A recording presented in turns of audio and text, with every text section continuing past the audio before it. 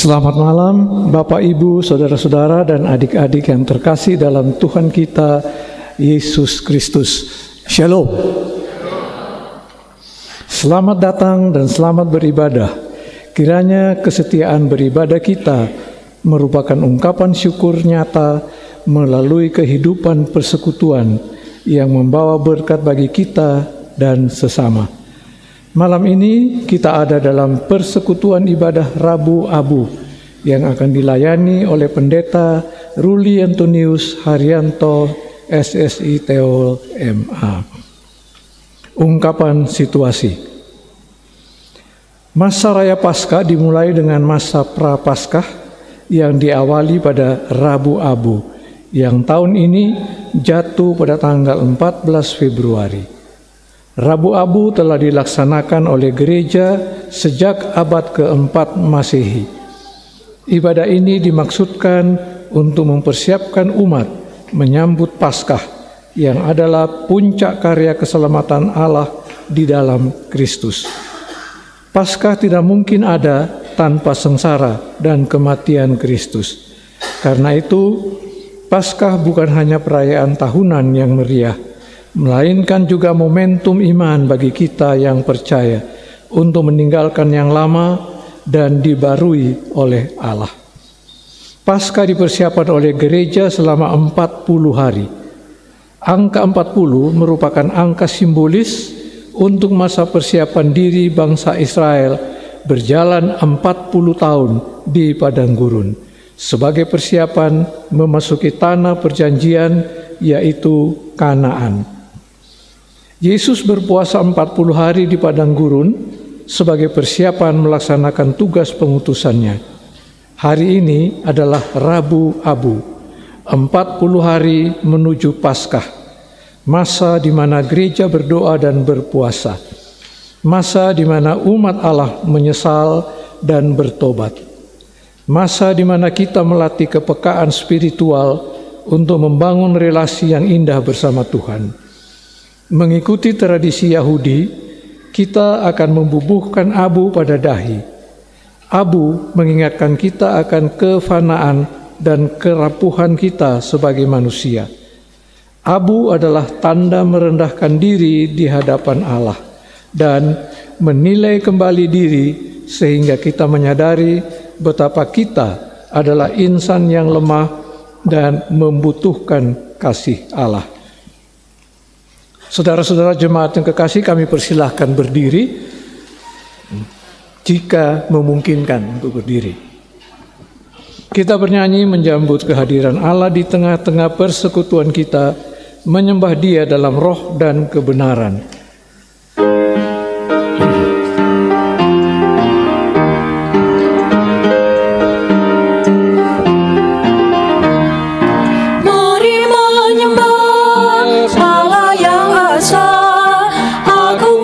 Besar selama-lamanya, Bapa, Putra, Roh Maha Kudus, kami datang sujud menyembah. Mari menyembah Bapa Pencipta, agung dan besar selama-lamanya.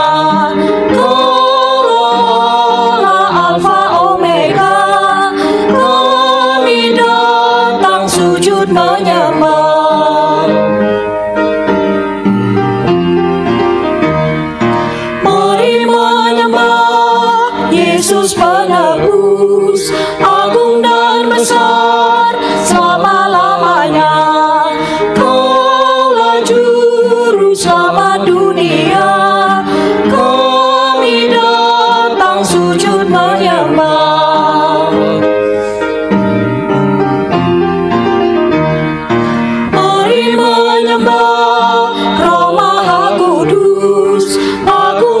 Besar selama-lamanya, Kau penuntun umat manusia, kami datang sujud menyembah. Mari menyembah. Jemaat yang dikasihi Tuhan, mari kita mengawali persekutuan ibadah Rabu Abu ini dengan menyerahkannya biarlah terjadi hanya dalam nama Bapa, Putra, dan Roh Kudus.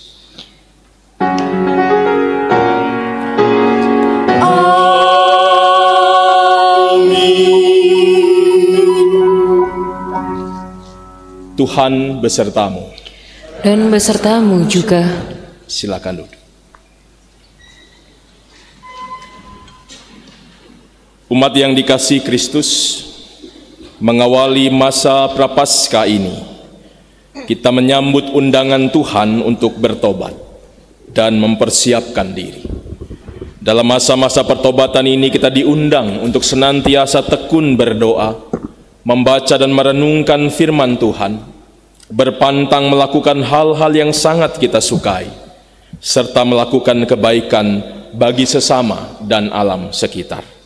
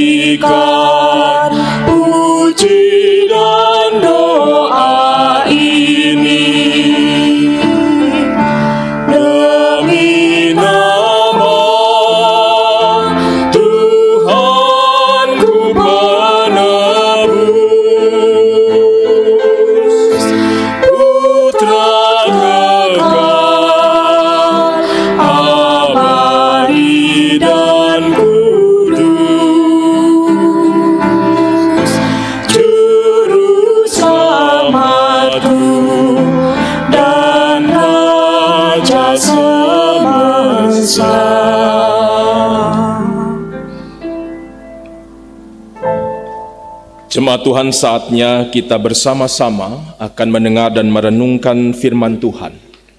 Oleh karena itu mari kita persiapkan hati dan pikiran kita berdoa memohon bimbingan Roh Kudus. Mari berdoa. Ya Allah Bapa, kami datang kembali menghadap hadirat-Mu. Di tengah-tengah persekutuan ibadah Rabu Abu, di mana kami mengawali seluruh rangkaian masa Prapaskah yang akan mengantar kami untuk memasuki masa Paskah dengan hati, dengan kehidupan yang lebih baik. Kiranya Tuhan hadir memberkati kami dalam persekutuan ini. Biarlah Tuhan memampukan kami untuk bisa memahami kehendak-Mu yang akan kami dengarkan melalui firman yang akan kami baca ini. Sehingga setiap kami semakin dikuatkan dan diberkati Tuhan untuk dapat menjalani kehidupan seturut dengan kehendak Tuhan saja. Kami sudah mempersiapkan hati dan pikiran kami ya Tuhan. Bersabdalah di tengah-tengah kami. Amin.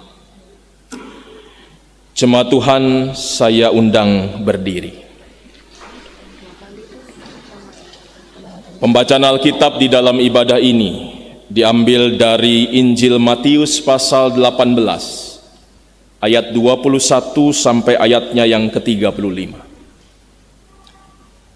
Injil Matius pasal 18 ayat 21 sampai 35. Saya mengajak kita semua membaca bagian Alkitab ini secara bergilir ganti. Saya bacakan ayat yang berangka ganjil dan jemaat Tuhan membacakan ayat yang berangka genap.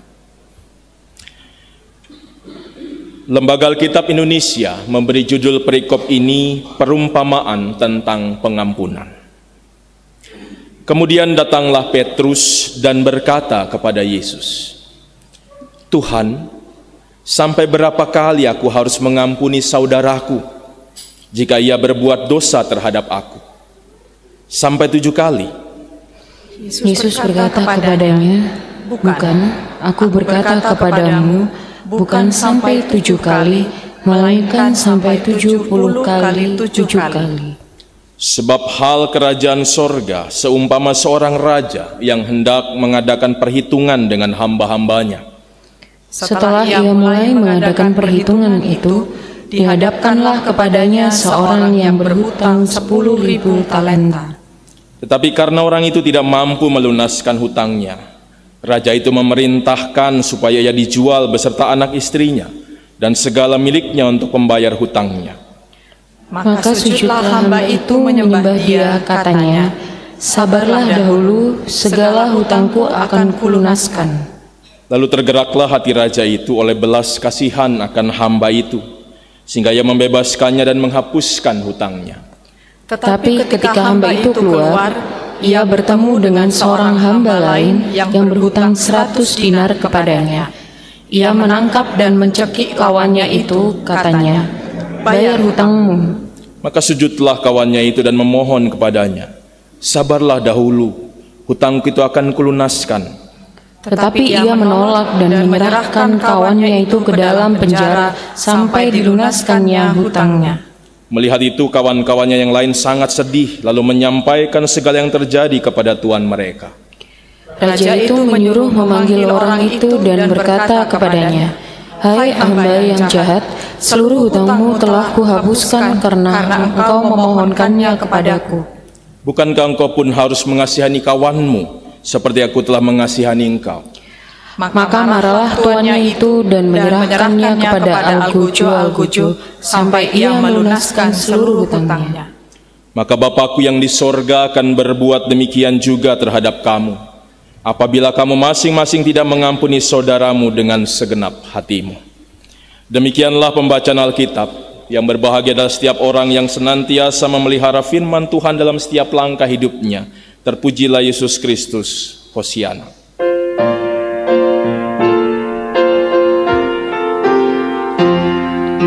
Hosana, Hosana, di tempat yang maha tinggi.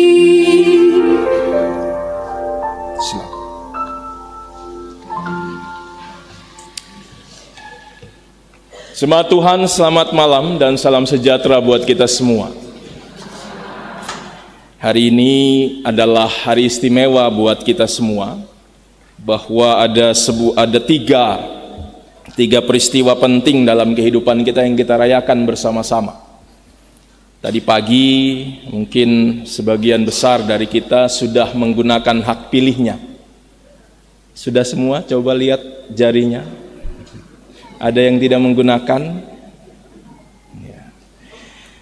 Ya, tadi pagi kita sudah menggunakan hak pilih kita untuk memilih pemimpin negeri ini, dan saat ini sedang ada dalam sebuah perhitungan. Ya, meskipun memang ada hasil quick count sudah muncul dan sudah mulai tahu siapa yang yang terpilih gitu ya. Tetapi tetap saja kita harus menunggu hasil keputusan dari KPU. Yang kedua, hari ini juga dikenal oleh banyak orang sebagai hari kasih sayang atau hari Valentine. Artinya kita juga diingatkan ya, Kalau selama ini mungkin banyak orang berpikir kalau bicara Valentine cuma untuk hubungan kekasih gitu ya, antar kekasih, tetapi kan sebenarnya bicara cinta kasih itu bicara yang lebih luas, bukan hanya relasi antar kekasih, mungkin antar pacar gitu ya, tapi juga relasi cinta kasih dalam keluarga juga diingatkan melalui hari cinta kasih ini, sehingga kita juga selalu diingatkan untuk selalu mengasihi keluarga kita masing-masing, dan memang tidak perlu harus menunggu setahun sekali mengungkapkan kasih ya, setiap hari kita harus menyatakannya. Dan hari ini juga sebagai tradisi gereja kita memperingati hari yang namanya Rabu Abu. Ya, mungkin buat sebagian kita warga jemaat GPIB hal ini memang belum dipahami secara menyeluruh begitu ya. Tadi sempat saya dengar mungkin baru 2 kali ini gitu ya, ibadah Rabu Abu dilaksanakan. Ya memang Bapak Ibu, saya tadi juga sempat ngobrol dengan teman-teman presbiter, gereja Protestan itu kan mewarisi pemikirannya Luther, yang salah satunya seringkali menghilangkan semua simbol-simbol peribadahan. Artinya banyak simbol-simbol yang kesannya gitu ya milik gereja Katolik tidak mau dilakukan di gereja Protestan. Artinya semua kayaknya jadi anti gitu ya. Itu kesannya seperti itu. Dan memang akhirnya kesan kalau kita melaksanakan ibadah Rabu Abu jadi kesannya kita ikut gereja Katolik gitu ya. Padahal tadi di awal sudah dijelaskan bahwa tradisi untuk memperingati hari raya Rabu Abu ini bukan bicara soal gereja Katolik, karena mulai dari abad keempat tradisi ini sudah dilaksanakan. Dan yang terpenting bukan hanya soal tradisinya, bukan soal rutinitasnya, bukan soal acaranya begitu, tetapi bagaimana kita memaknai peristiwa ini. Itu yang paling penting. Bahwa masa Rabu Abu ini, hari ini adalah masa di mana kita akan mengawali masa Prapaskah yang mengingatkan kita untuk bisa mempersiapkan diri dengan baik, sehingga pada saat nanti hari raya Paskah kita juga bisa menyambutnya dengan sikap yang benar. Ya, mungkin mirip-mirip pada saat kemarin Bapak Ibu juga diantar untuk memaknai masa Advent sebelum memasuki Paskah gitu ya. Sebelum memasuki Natal maksud saya. Jadi artinya kita juga diajak untuk mempersiapkan diri. Nah, memang ada berbagai tradisi yang bisa dilakukan. Tadi salah satunya dalam doa, kita juga selantiasa kita lakukan, mungkin lebih baik lagi dalam doa, dalam pembacaan Alkitab juga kita menjadi lebih rajin. Mungkin sebagian kita juga bisa melaksanakan puasa. Mungkin salah satu hal yang kita sangat sukai itu bisa kita puasakan dulu selama 40 hari. Ya meskipun saya harus katakan itu bukan merupakan suatu kewajiban, tetapi yang jelas menjadi sebuah pemaknaan buat kita. Karena kalau kita bicara puasa ini kan maknanya banyak, tujuannya banyak. Salah satunya membuat kita juga lebih menghargai kehidupan. Jadi artinya ada banyak hal kita bisa kerjakan sepanjang 40 hari. Jadi hitungan hari ini adalah 40 hari sebelum nanti kita merayakan Paskah yang jatuh kalau tidak salah tanggal 29 Maret. Benar ya? Jadi kita akan mengawali rangkaian itu. Jadi teman-teman panitia juga sudah mulai mempersiapkan seluruh kegiatan seputaran Paskah. Nanti kita juga akan mengikuti bersama. Nah, di masa atau di malam kita memperingati Rabu Abu ini, kita akan juga diingatkan oleh firman Tuhan. Mengingatkan satu bagian Alkitab yang penting menurut saya. Karena ini menjadi penting, kenapa? Karena apa yang menjadi pesan dari firman Tuhan malam hari ini bukan hal yang mudah untuk dilakukan. Meskipun kita sering kali dengar. Pembacaan Alkitab tadi sudah kita baca bersama-sama dari Injil Matius pasal 28 ayat pasal 18 ayatnya yang ke-21 sampai ayat 35. Dan kita semua tahu, pesan utamanya adalah bicara soal pengampunan. Oleh karena itu saya memberi judul renungan ini, indahnya mengampuni.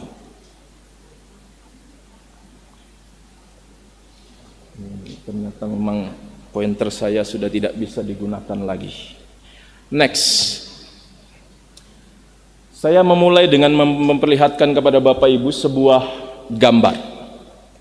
Ada yang tahu gambar ini? Ada yang pernah tahu peristiwa ini yang disampaikan dalam gambar ini? Ya? Pengakuan dosa?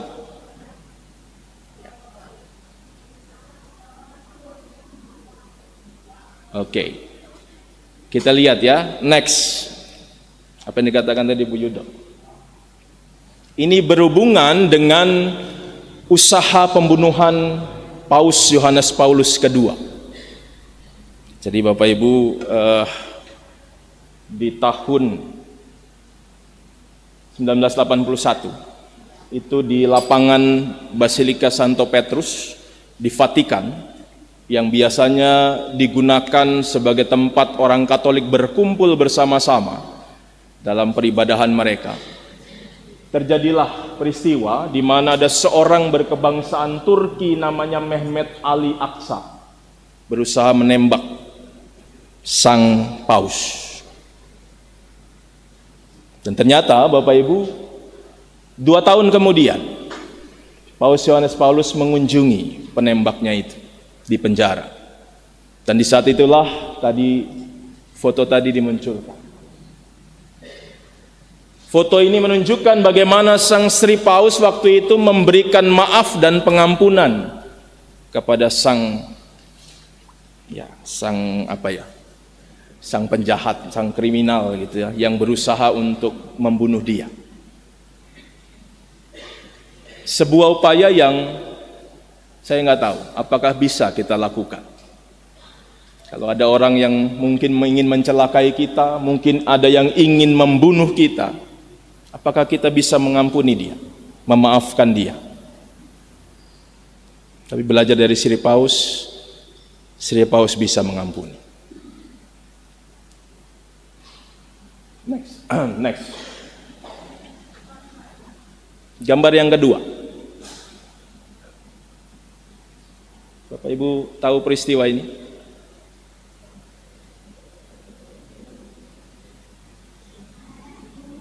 Ya. Kita lihat peristiwanya. 3 Maret 2014 terjadi pembunuhan terhadap seorang gadis berusia 19 tahun namanya Ade Sara Angelina Suroto. Yang melakukan itu mantan pacarnya bersama dengan pacar barunya. Nggak tahu motifnya apa begitu ya, mungkin kecemburuan atau apapun, tapi usaha itu dilakukan. Dan pembunuhannya bukan pembunuhan biasa, tetapi ya sangat keji begitu. Dianiaya, dibunuh sampai kemudian jasadnya dibuang di tepi jalan tol. Bapak Ibu bisa bayangkan ya bagaimana perasaan kedua orang tua tadi. Perasaannya Bapak dan Ibu Suroto ini. Kehilangan anaknya. Tetapi kemudian kita lihat bersama, akhirnya meskipun dengan pergumulan, meskipun dengan berbagai proses yang mereka jalani, akhirnya di tengah-tengah kesedihan dan kemarahan mereka, mereka bisa memberikan pengampunan kepada sang pelaku. Jadi dua kisah ini memperlihatkan kepada kita bahwa di tengah-tengah mungkin begitu banyak juga contoh-contoh dalam kehidupan nyata, orang-orang sulit sekali memberikan maaf, mengampuni orang lain. Ternyata masih ada orang-orang yang bisa mengampuni orang lain dengan kesalahan yang begitu besar. Nah, itu juga yang menjadi pesan buat kita melalui Injil Matius yang kita baca tadi. Pesannya buat kita yang pertama, next.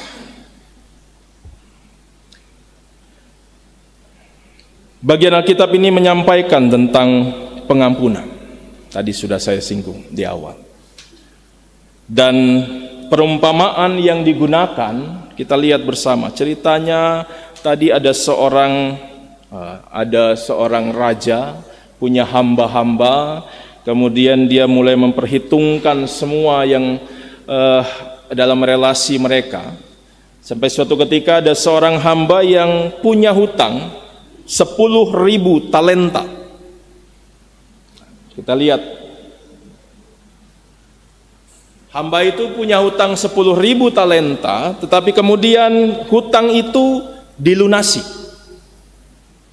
Jadi sang hamba tidak lagi menanggung hutang, tetapi sang raja membebaskan dia dari hutang itu. Tapi ternyata kemudian begitu sang hamba berjumpa dengan hamba yang lain, yang hutangnya cuma 100 dinar, apa yang dilakukan? Dia tidak bisa memaafkan temannya itu, hamba yang lain itu. Jadi Bapak Ibu, kita lihat, itu yang diceritakan. Nah, dari cerita itu kita belajar, Bapak Ibu. Mari kita lihat sebenarnya berapa sih nilai dari hutang sang hamba tadi. Dalam perhitungan, kalau Bapak Ibu baca dalam kamus Alkitab, 1 talenta itu sama dengan 6.000 dinar. Jadi kalau kita kemudian hitung, hutang yang dimiliki hamba pertama yang dikatakan 10.000 dinar itu, 10.000 talenta itu, jumlahnya adalah 60 juta dinar. Hutangnya 60 juta. Dan itu dibebaskan. Itu hutang itu kemudian dikatakan lunas, kamu bebas dari hutang itu, kata sang raja. Tetapi ternyata ya, sang hamba itu tidak bisa memaafkan atau membebaskan temannya yang hanya berhutang berapa tadi? 100 dinar. Bayangin ya. Hutangnya itu 60 juta dinar dibebaskan. Artinya sudah bebas dari beban untuk membayar 60 juta. Ya, mungkin kalau kita hitung rupiah lah gitu ya. 60 juta rupiah kita punya hutang, orang yang menghutangi kita bilang kamu bebas. Tiba-tiba ada teman kita yang berhutang, ya saya masih ingat kamu punya hutang sama saya 100 dinar, 100 rupiah. Kamu harus bayar, kalau enggak saya masukkan penjara kamu. Itu gambarannya. Dan dari gambaran tersebut Bapak Ibu, kalau kita mau jujur, inilah kadang-kadang yang menjadi gambaran kehidupan kita manusia. Relasi antara Tuhan dan hamba ini digambarkan menjadi sebuah gambaran relasi antara Tuhan dengan umatnya.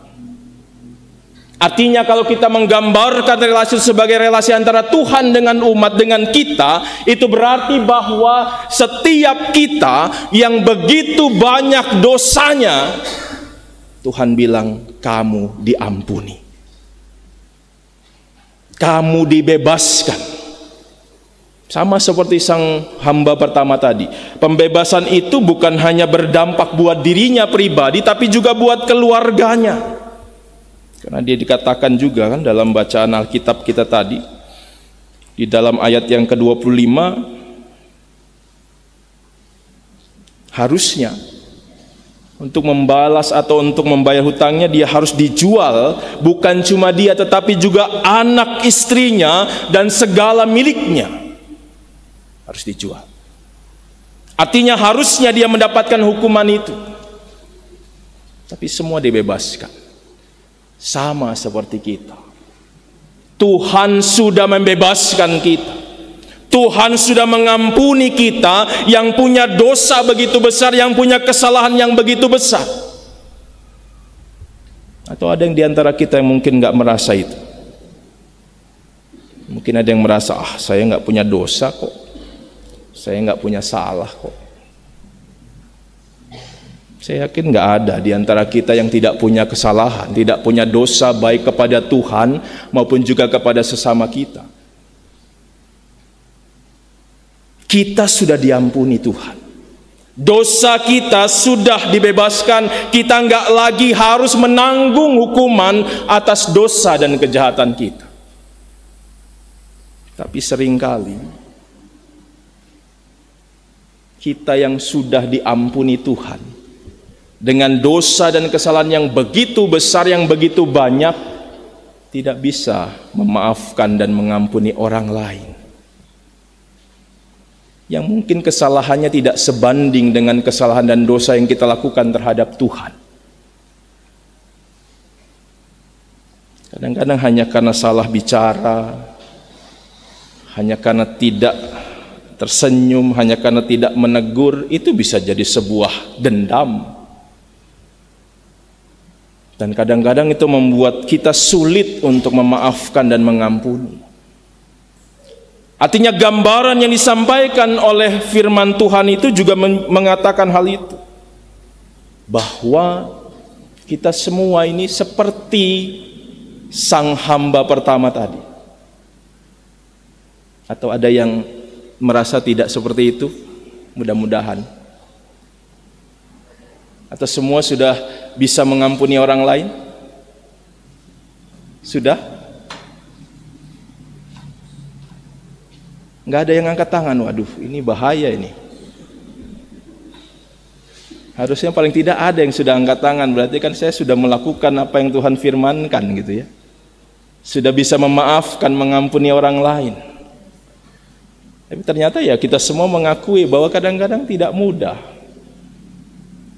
Kadang-kadang buat kita sendiri ya, semua kita yang hadir di sini juga melakukan hal itu.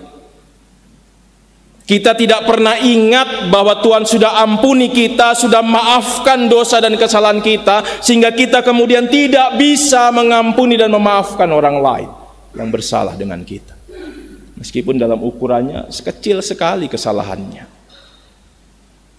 Artinya kita belajar kalau Tuhan saja bisa memaafkan, mengampuni dosa dan kesalahan kita yang jumlahnya begitu besar, masakan kita nggak bisa mengampuni orang lain yang kesalahannya sangat kecil buat kita. Nah, Bapak Ibu, kita diingatkan bersama malam hari ini melalui firman Tuhan, mari kita belajar untuk senantiasa dapat mengampuni orang lain. Kita lihat kenapa kita harus mengampuni. Mengampuni adalah perintah Kristus. Firman Tuhan tadi adalah sebuah percakapan, sebuah kisah tentang percakapan antara Kristus dengan Petrus muridnya. Guru, atau berapa banyak atau berapa kali kami atau saya harus mengampuni orang lain? Menurut Petrus, 7 kali itu kayaknya udah cukup gitu ya. 7 kali cukup kayaknya Tuhan ya. Tapi apa yang dikatakan Tuhan? Bukan 7 kali. 7 kali 70. Artinya jauh dari pandangan kita. Kadang-kadang juga kita seperti Petrus ya. Kita merasa udah mengampuni kok saya, 1-2 kali saya sudah ampuni kok gitu. Tapi kita diingatkan saat ini bahwa ada perintah Tuhan untuk mengampuni, dan mengampuni itu dikatakan next.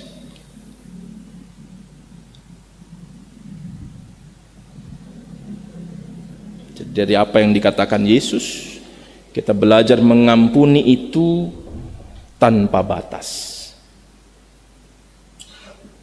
Wah, pasti ada yang bilang, nggak mungkin Pak Pendeta kami bisa, gitu ya. Nggak mungkin kami bisa melakukan itu. Wong kadang-kadang seperti Petrus 7 kali aja susah, apalagi 70 kali 7 kali 7 begitu. Yang jumlah sedikit saja kita nggak bisa, apalagi harus berulang-ulang ratusan kali kita mengampuni orang. Tapi itu yang diperintahkan Tuhan. Mengampuni nggak cukup hanya 7 kali. Tetapi mengampuni itu harusnya tanpa batas. Sama seperti Tuhan Yesus juga mengampuni manusia tanpa batas. Kalau kita baca dari kisah perjanjian lama, berapa mungkin juta kali gitu ya kesalahan dan dosa dilakukan bangsa Israel. Berapa ribu kali, ratusan ribu, jutaan kali kita juga bersalah dan berdosa kepada Tuhan. Tapi Tuhan ampuni kita semua. Tuhan berikan pengampunan buat kita.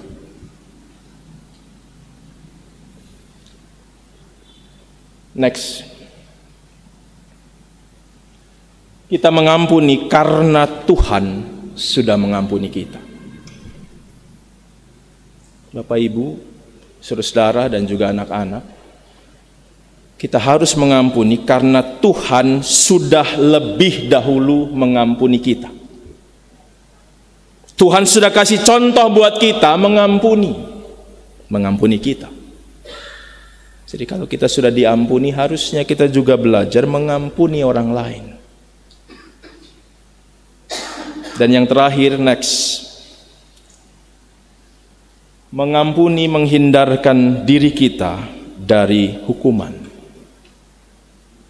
Kan tadi ya, orang yang tidak mengampuni tadi, pada akhirnya apa yang dilakukan sang raja terhadap dia? Coba kita lihat kembali.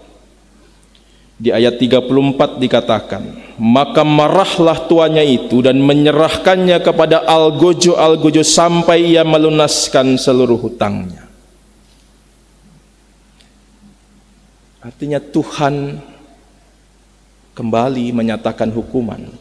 Sang raja itu digambarkan kembali memberikan hukuman karena dia tidak mau mengampuni. Dia tidak mau mengampuni saudaranya yang berutang kepada dia, padahal dia sudah menerima pengampunan dari Tuhan. Jadi kalau kita semua juga mau terhindar dari hukuman Tuhan karena kita tidak bisa mengampuni orang lain, atau kita sudah menerima pengampunan, maka mari kita juga belajar mengampuni orang lain. Tetapi ya, saya harus katakan, mengakui bahwa kita semua tadi sudah di awal mengatakan susah gitu. Bukan hal yang mudah untuk bisa mengampuni orang lain. Coba kita lihat, kenapa sih Kenapa sih kita susah mengampuni? Coba Bapak Ibu,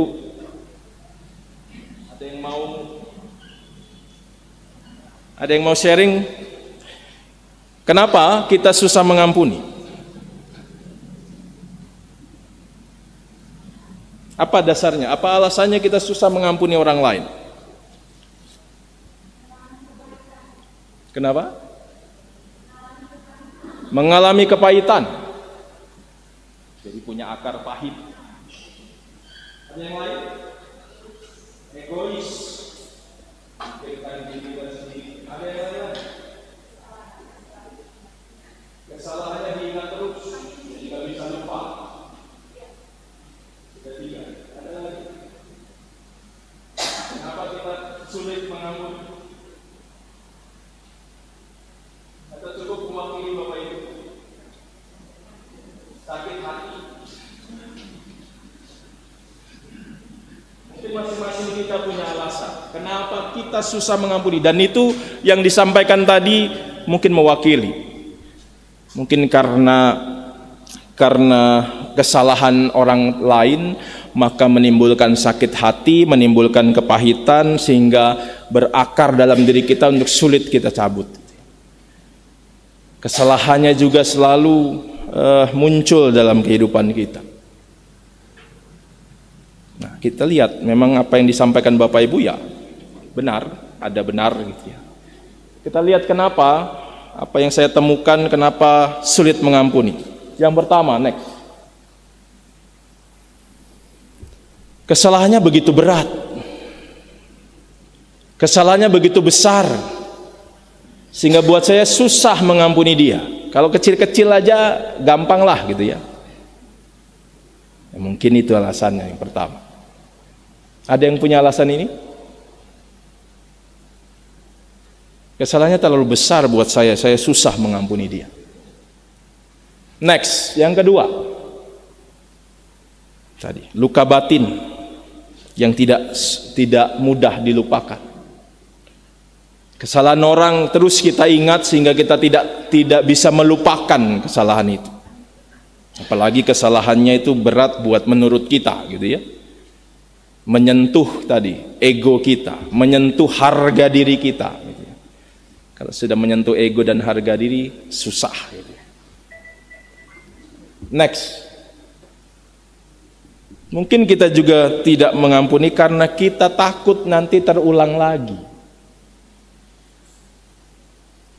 Kita takut kalau kita sudah ampuni nanti diulang lagi gitu ya. Jadi merasa kalau dengan saya tidak mengampuni itu menjadi sebuah bentuk bahwa ini nggak akan terulang lagi. Gitu. Sehingga dia ingat terus gitu ya. Yang keempat, karena kita nggak mau dipandang rendah atau lemah. Memberi maaf kadang-kadang juga dianggap lemah. Jadi dianggap ya saya nggak gampang sekali gitu ya. Dan itu kita tidak mau. Kita nggak mau dipandang rendah oleh orang lain. Kita nggak mau dipandang lemah kalau memberikan maaf. Gitu.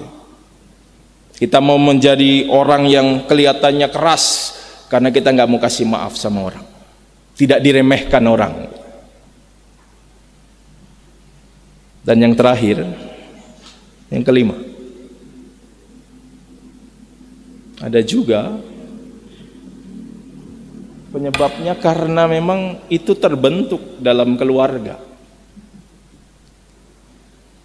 Kalau orang tua melakukan itu, ya bisa saja anaknya melihat itu. Ya bapak aja atau ibu saja nggak bisa mengampuni, kok saya suruh mengampuni? Bisa saja itu terjadi.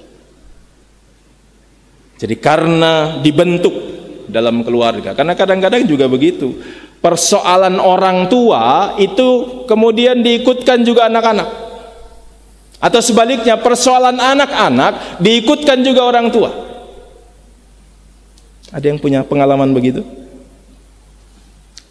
Kalau masalahnya antar orang tua nanti terus langsung, sudah anak kamu nggak usah bergaul sama anaknya itu, gitu toh? Itu contohnya begitu. Itu yang terjadi. Ini yang mungkin menjadi alasan tadi ditambahkan dari Bapak Ibu pengalamannya masing-masing, alasan kenapa kita susah mengampuni begitu. Ya memang selalu saya katakan tidak mudah mengampuni. Coba kita lihat, ada sebuah teori yang disampaikan oleh seorang bernama Louis Smedes dalam bukunya Forgive and Forget, mengampuni dan melupakan. Jadi ada tahap-tahap orang bisa mengampuni orang lain. Yang pertama tahapnya kita lihat. Tahap pertama dia akan mengalami sakit hati dulu. Ya, kalau ada persoalan pasti menimbulkan sakit hati. Ya, itu kita manusia ya, tidak bisa lepas. Yang kedua, setelah sakit hati muncul rasa membenci. Nah, sakit hati kita mungkin disinggung, mungkin juga merasa bahwa kita ini sudah diperlakukan tidak baik, maka muncul kebencian. Tahap yang ketiga adalah tahap menyembuhkan. Artinya bahwa ada sebuah, ya, kalau dalam istilahnya Louis tadi, ini mata ajaib begitu ya. Mata ajaib untuk melihat orang lain itu dengan pandangan yang baru. Sehingga mulai ada penyembuhan dari luka-luka, dari sakit hati, dari kebencian yang muncul selama ini. Sehingga akhirnya yang keempat, baru kita kembali bisa berjalan bersama. Mengundang orang lain yang menyakiti kita kembali dalam kehidupan kita. Kira-kira kita sampai tahap mana? Sudahkah kita sampai tahap keempat? Atau kita masih bertahan dalam tahap yang kedua? Masih ada dalam kebencian, masih kita simpan kepahitan itu, nggak bisa kita lepas. Mari kita berproses bersama, sehingga kita pada akhirnya bisa sampai kepada tahap di mana kita bisa berjalan bersama kembali. Ada persoalan-persoalan yang kita alami dalam kehidupan kita. Nah, mungkin yang juga menjadi pertanyaan buat kita, setelah kita mengampuni, buat kita manfaatnya apa? Gunanya apa sih? Coba kita lihat ya. Yang pertama, Bapak Ibu, manfaat kita bisa mengampuni itu mendatangkan berkat Tuhan. Jadi kalau kita tidak bisa mengampuni orang lain, jangan berharap. Ya bisa sih ya, saya juga bukan mengatakan Tuhan nggak mungkin memberkati ya. Tetapi yang jelas Tuhan melihat itu. Kalau kita nggak bisa mengampuni, ya berkat Tuhan akan juga semakin sulit kita terima. Terhalang dengan dosa-dosa kita. Sama seperti doa kita akan terhalang dengan dosa-dosa kita. Itu kata Alkitab. Jadi saat kita bisa mengampuni orang lain, maka berkat Tuhan kita imani akan senantiasa dicurahkan Tuhan. Senantiasa hadir dalam kehidupan kita. Tidak terhalang dengan tadi kepahitan, dengan sakit hati, dengan dendam kita. Yang kedua, manfaatnya adalah kita lebih sehat. Sehat fisik dan mental. Kalau orang mengampuni, dia nggak akan simpan kesalahan, dia nggak akan ingat kesalahan orang lain. Kalau orang selalu tidak bisa mengampuni, dia simpan terus, dia pikirkan terus, akhirnya bikin apa? Darah naik, darah tinggi kan, hipertensi. Ya, saya sering bilang 3S gitu ya. Masih ingat 3S? Apa? Stres, stroke, stop. Stres itu kan bisa bikin darah tinggi. Kalau sudah darah tinggi, pembuluh darah pecah, stroke lah kita. Masih pikir terus, kena serangan stroke pertama masih stroke ringan, muncul terus pikir-pikir, akhirnya serangan lagi, selesai. Jadi sebenarnya kalau kita tidak mengampuni, yang sebenarnya dapat susahnya siapa sih? Kita atau orang yang tidak kita ampuni? Kita toh, benar ya? Orang lain mungkin yang tadi yang bermasalah dengan kita nggak pernah mikir lagi, mungkin dia pikir udah selesai lah gitu ya. Dia nggak pernah pikir, tapi kita yang mikir terus hari lepas hari kan kepikiran, akhirnya bikin darah tinggi, bikin sakit juga, mental kita juga sakit gitu ya. Sehingga setiap minggu harus healing gitu ya. Healing kan juga butuh biaya kan? Kalau sudah terus-terusan biaya keluar untuk healing, ya kita juga pikir, wah kok habis uang kita, nggak ada tabungan lagi begitu. Pikiran lagi tambah baru tuh. Jadi kalau kita mengampuni, kita bisa lebih sehat, terhindar tadi dari hal-hal yang bikin sakit baik fisik maupun juga mental kita. Dan yang ketiga, masa depan kita akan lebih baik. Kenapa? Karena tadi orang yang mengampuni adalah orang yang selalu akan menerima berkat dari Tuhan. Orang yang tidak terhalang berkatnya dari Tuhan. Sehingga apa yang dia ingin lakukan, apa yang dia harapkan, dia sampaikan kepada Tuhan tidak terhalang dengan sikap tidak mengampuni tadi. Sehingga akhirnya kita juga belajar bisa punya masa depan yang lebih baik di dalam Tuhan. Karena Tuhan juga selalu ada bersama dengan kita. Jadi pertanyaan buat kita, maukah kita mengampuni? Maukah hari ini bersama-sama di momentum Rabu Abu ini, mengawali masa Prapaskah ini, maukah kita mengampuni orang yang bersalah terhadap kita? Maukah kita mengevaluasi, masihkah kita punya persoalan dengan orang lain di antara kita? Sehingga akhirnya kita mau mengampuni orang itu. Kita membebaskan diri kita dari akar pahit, dari sakit hati, sehingga mengawali hari yang baru, mengawali masa yang baru dengan kehidupan yang lebih baik. Saya tantang Bapak Ibu malam ini, saudara semua, maukah Bapak Ibu malam hari ini memperbaiki semua masalah yang terjadi dalam diri Bapak Ibu dan keluarga? Mau? Yakin mau? Ini masih banyak yang ragu-ragu. Mari kita renungkan masing-masing kehidupan kita.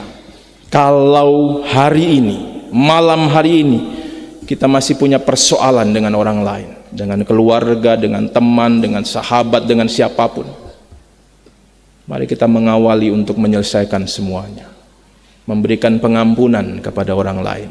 Jangan tunggu orang lain minta ampun, minta maaf.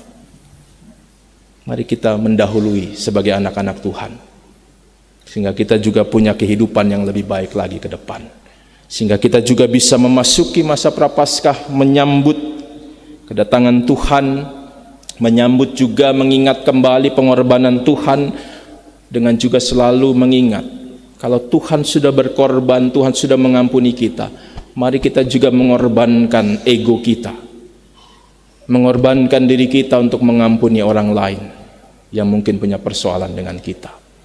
Semoga momentum ini bisa menjadi momentum yang lebih baik dalam kehidupan kita masing-masing, sehingga ke depan kehidupan kita, baik di tengah-tengah keluarga maupun di tengah-tengah persekutuan, juga menjadi lebih baik.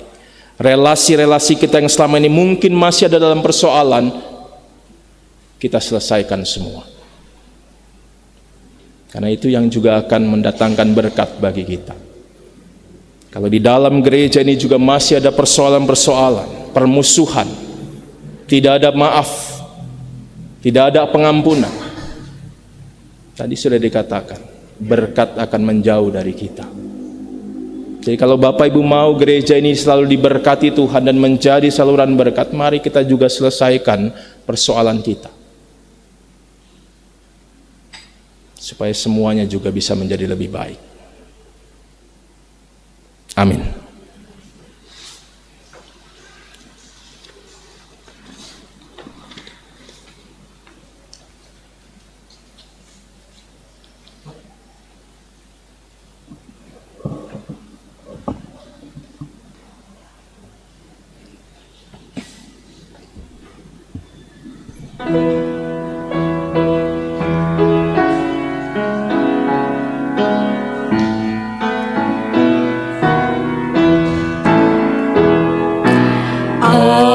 Ajar kami melakukan firman-Mu Tuhan,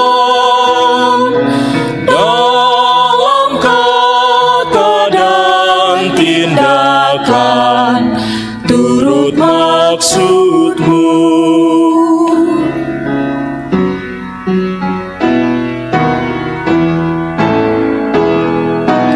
Ajar hidup rukun, damai dan tentram,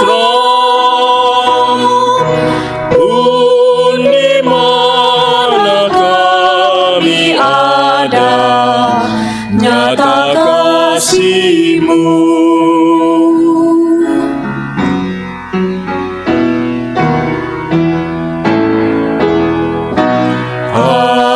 Ajar kami tidak sombong, angkuh dan beban, tapi hidup bijaksana, selalu merendah.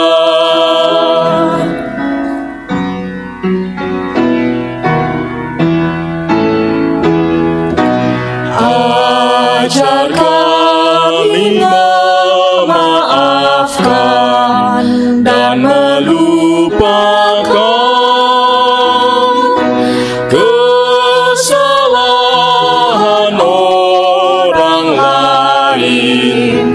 karena kasih-Mu.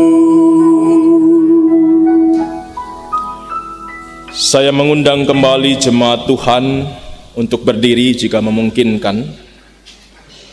Mari bersama-sama dalam kesatuan gereja, dalam kesatuan persekutuan kita ikrarkan kembali pengakuan iman kita dengan mengucapkan pengakuan iman rasuli dengan hati dan mulut kita masing-masing berkata, Aku percaya kepada Allah, Bapa yang Maha Kuasa, Khalik langit dan bumi, dan kepada Yesus Kristus anak yang tunggal Tuhan kita, yang dikandung daripada Roh Kudus, lahir dan anak Maria, yang menderita dari pemerintahan Pontius Pilatus, disalibkan, mati dan dikuburkan, turun ke dalam kerajaan maut. Pada hari yang ketiga, bangkit pula dari antara orang mati, naik ke sorga, duduk sebelah kanan Allah, Bapa yang Maha Kuasa, dan akan datang dari sana untuk menghakimi yang hidup dan yang mati. Aku percaya kepada Roh Kudus, Gereja Kudus dan sama, persekutuan orang kudus, pengampunan dosa, kebangkitan daging, dan hidup yang kekal. Silakan.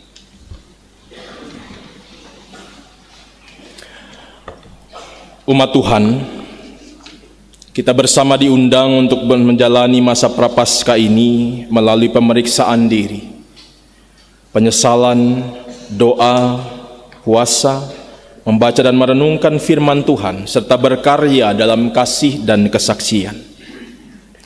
Inilah saatnya kita untuk memperdalam refleksi iman kita dan juga memperbaharui diri, serta kesempatan untuk membuat komitmen iman yang baru terhadap Tuhan.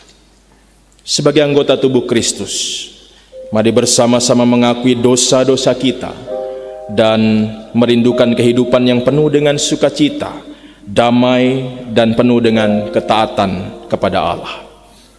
Saya memberi kesempatan bagi kita masing-masing untuk menyampaikan pengakuan dosa kepada Tuhan dengan diiringi instrumen.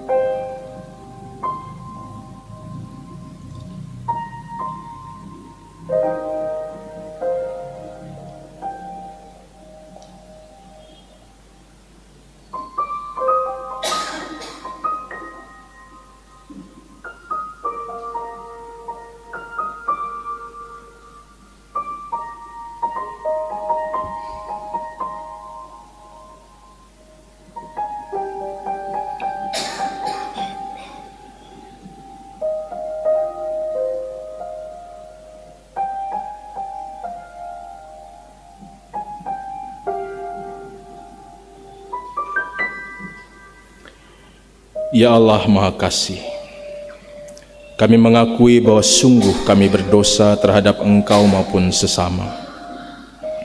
Kami tunduk kepada keinginan untuk berkuasa, serakah, dan hidup dalam kenyamanan untuk diri sendiri.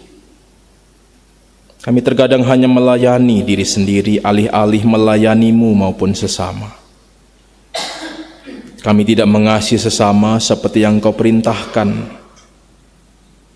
Dengan penuh penyesalan, kami memohon, ampunilah kami, ya Tuhan.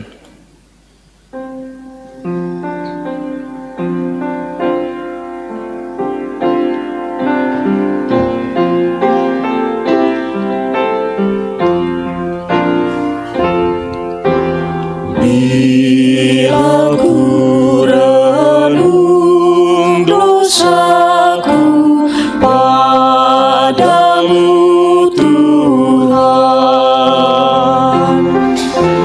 yang berulang ku lakukan di hadapan-Mu. Kasih sayang-Mu,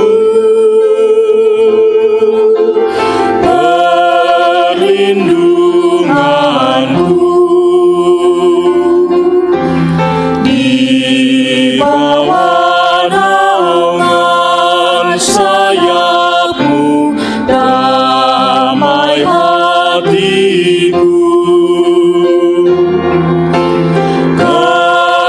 kasih sayang-Mu,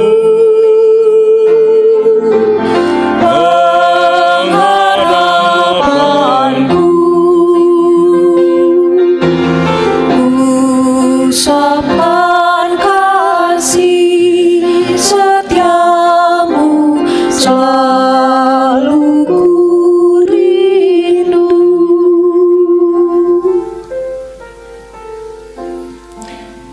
Kasihanilah kami ya Allah, lihatlah kami dengan kebaikan dan anugerah-Mu. Bawalah kami kembali ke dalam kepenuhan-Mu dan pembaharuan-Mu melalui Yesus Kristus, Tuhan dan Penebus kami, yang telah bersedia menderita dan menanggung setiap dosa anak-anak-Mu ini. Kepadamu kami memohon pengampunan.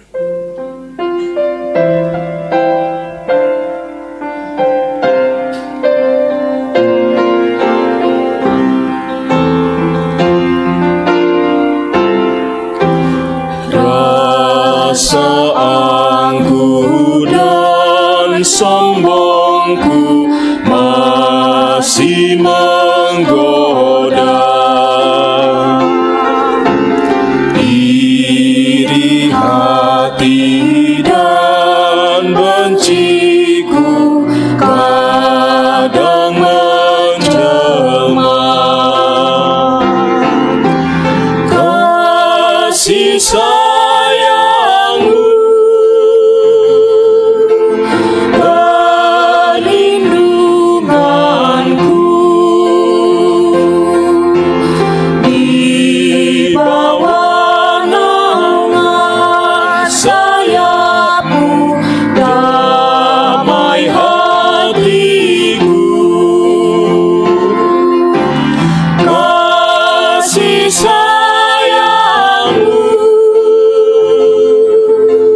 pengharapanku,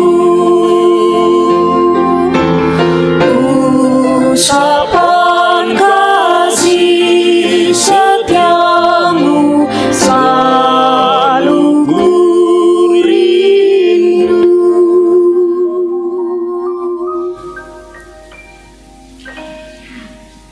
Umat yang dikasih Kristus, saat ini bersama-sama kita diundang untuk ada dalam pengolesan abu di dahi kita masing-masing. Sebagai tanda kefanaan, sekaligus pertobatan kita. Jemaat akan diundang untuk maju ke depan satu persatu, mulai dari baris terdepan sampai baris yang terbelakang. Kita bersama akan mengoleskan abu di dahi kita sambil mengatakan bahwa aku mengingat bahwa aku berasal dari debu dan akan kembali menjadi debu.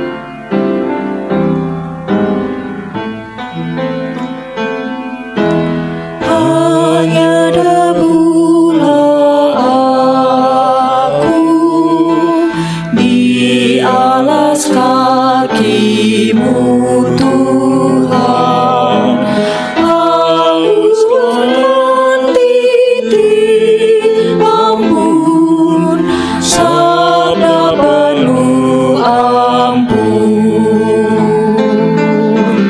Kayak aku terada menatap wajah-Mu, namun tetap ku percaya Maha Rahim Engkau.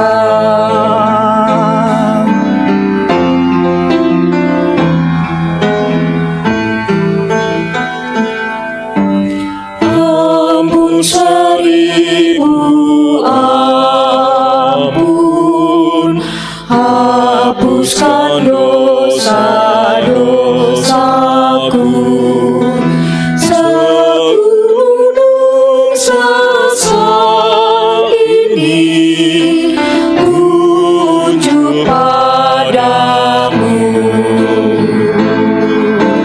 Kayak aku terada menatap wajah-Mu, namun tetap ku percaya Maha Rahim Engkau.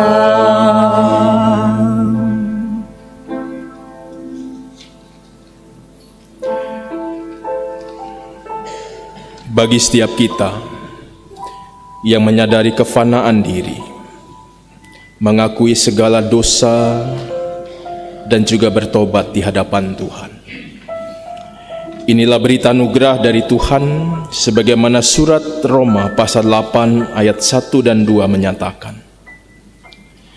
Demikianlah sekarang tidak ada lagi penghukuman bagi mereka yang ada di dalam Kristus Yesus. Roh yang memberi hidup telah memerdekakan kamu dalam Kristus dari hukum dosa dan hukum maut.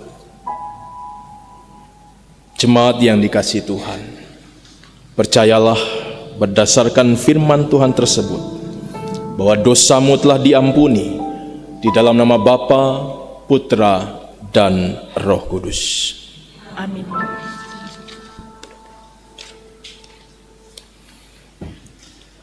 Jemaat Tuhan, kita akan menaikkan syafaat kita.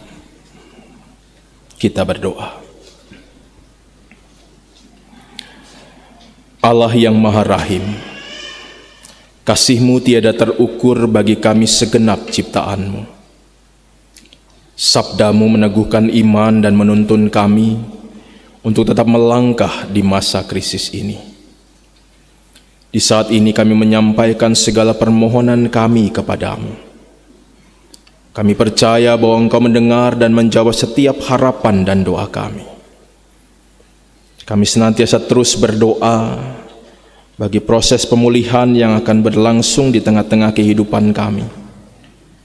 Biarlah semua upaya yang dilakukan boleh terus diberkati Tuhan, dan mampukan kami semua untuk terus memperhatikan keselamatan dan juga kesejahteraan orang-orang di sekitar kami. Kepadamu kami memohon.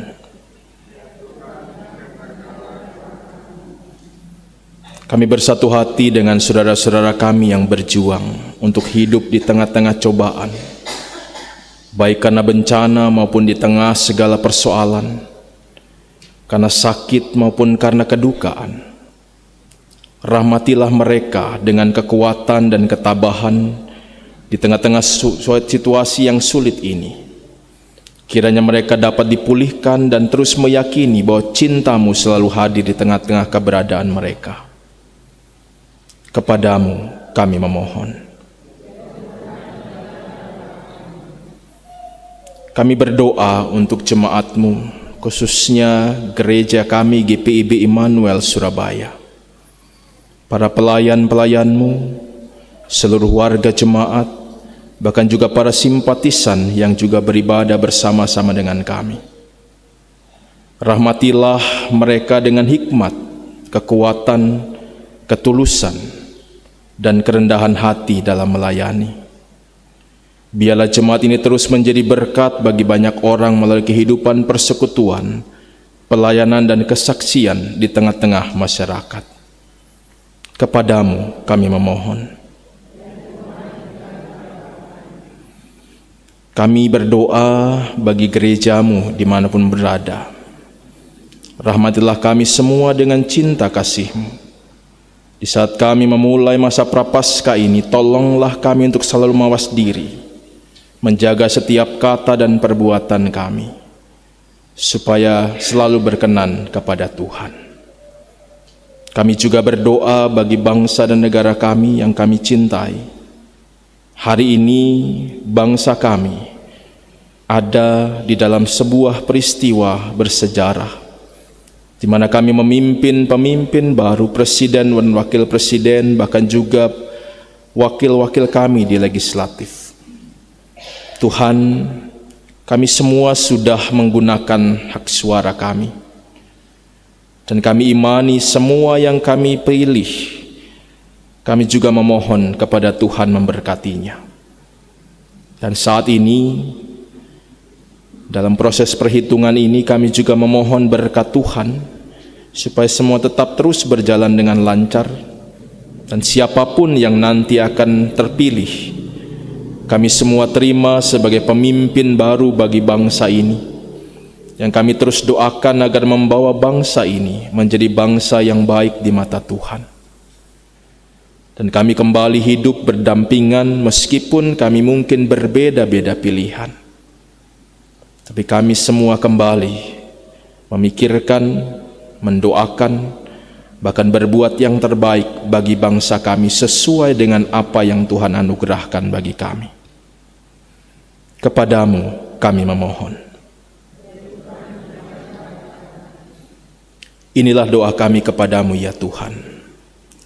Kiranya Engkau berkenan mendengar dan mengabulkan segala doa dan permohonan kami masing-masing sesuai dengan rahmat-Mu. Tuntunlah kami terus di masa-masa sulit ini, supaya kami tetap percaya dan terus melangkah untuk berkarya memuliakan Tuhan. Peliharalah kami ya Tuhan, di dalam nama Tuhan Yesus Kristus, Tuhan dan Juru Selamat yang telah mengajar kami berdoa. Bapa kami yang di sorga, dikuduskanlah nama-Mu. Datanglah kerajaan-Mu, jadilah kehendak-Mu di bumi seperti di sorga. Berikanlah kami pada hari ini makanan kami yang secukupnya, dan ampunilah kami akan kesalahan kami, seperti kami sudah mengampuni orang bersalah pada kami.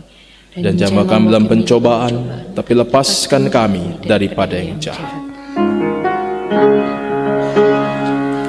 Karena Engkaulah yang punya kerajaan dan kuasa dan kemuliaan sampai selama-lamanya. Amin.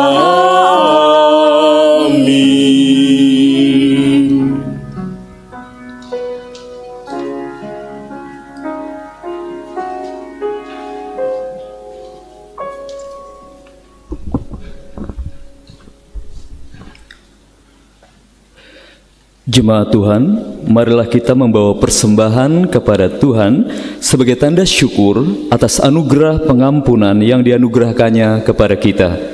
Firman Tuhan dalam surat Ibrani pasal 10 ayat yang 10 mengatakan, "Dan karena kehendaknya inilah kita telah dikuduskan satu kali untuk selama-lamanya oleh persembahan tubuh Yesus Kristus." Tuhan berkati saudara dan persembahan saudara.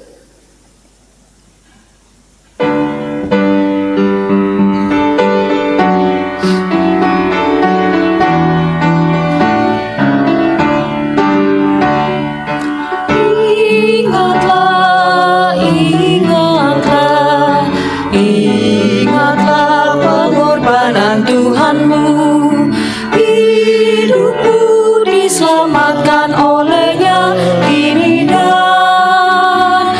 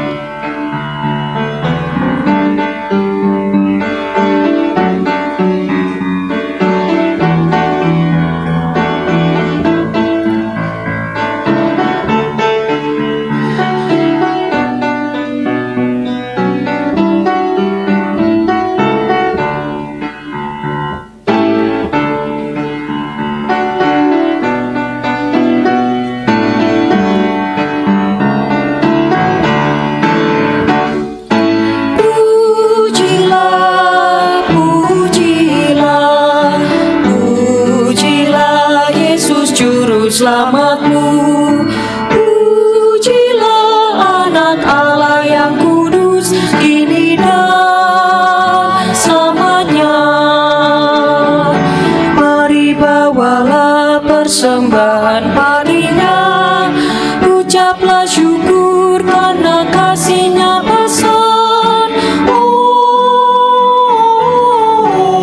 beri kepadanya persembahanmu.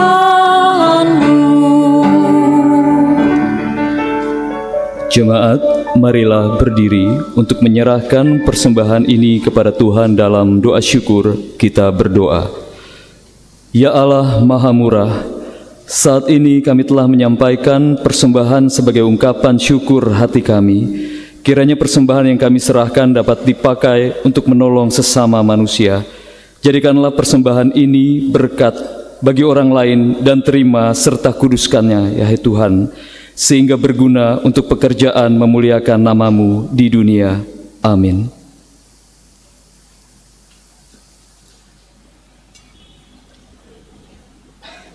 Umat yang dikasihi Tuhan Yesus Kristus, masukilah masa pertobatan ini dengan tetap terus berserah hanya kepada Tuhan.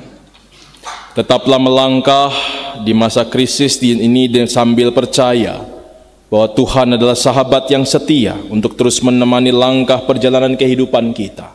Dan Dialah juga yang senantiasa akan memampukan kita untuk hidup damai, saling mengampuni satu dengan yang lain, agar berkat-berkat Tuhan selalu nyata dalam kehidupan kita. Gita Bakti 245.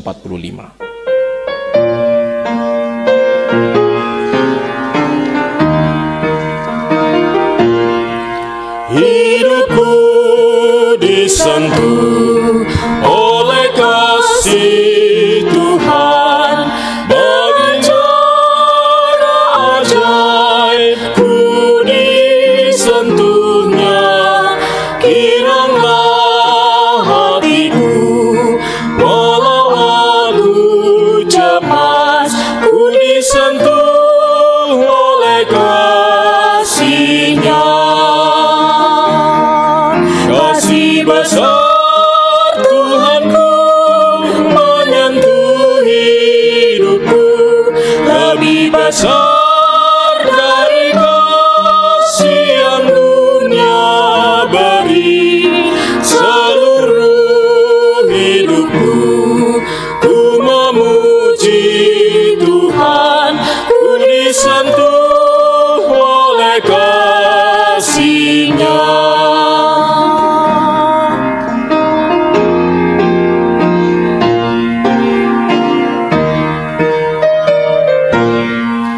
Hidupku disentuh oleh kasih Tuhan, bagiku nyatalah dalam firman-Nya.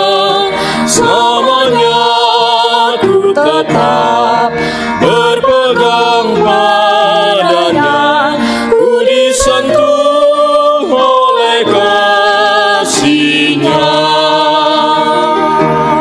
Kasih besar Tuhanku menyentuh hidupku, lebih besar dari kasih yang dunia beri.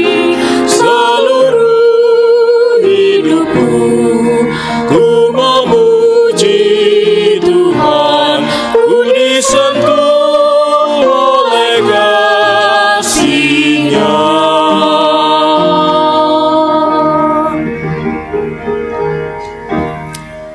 Umat Tuhan, marilah bersama-sama kita mengarahkan hati dan pikiran kita kepada Tuhan untuk menerima curahan berkat-Nya.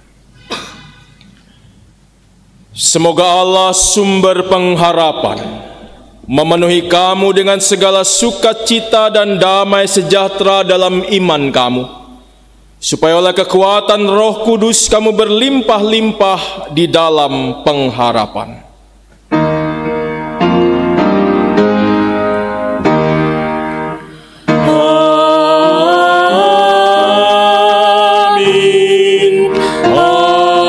Amin.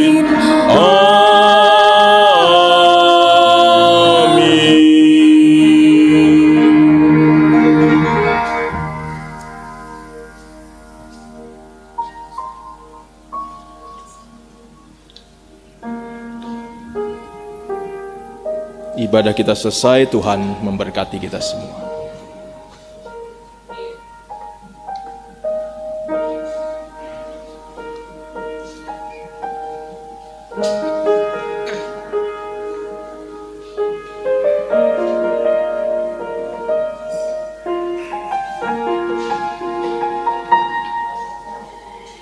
Kasih yang terindah,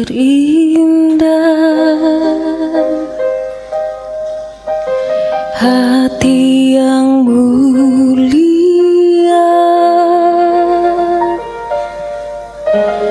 hanya ku temukan di dalam-Mu, Yesusku. Pujian dari hatiku selalu di setiap waktuku, tiada pernah berubah kasih-Ku. Karya terbesar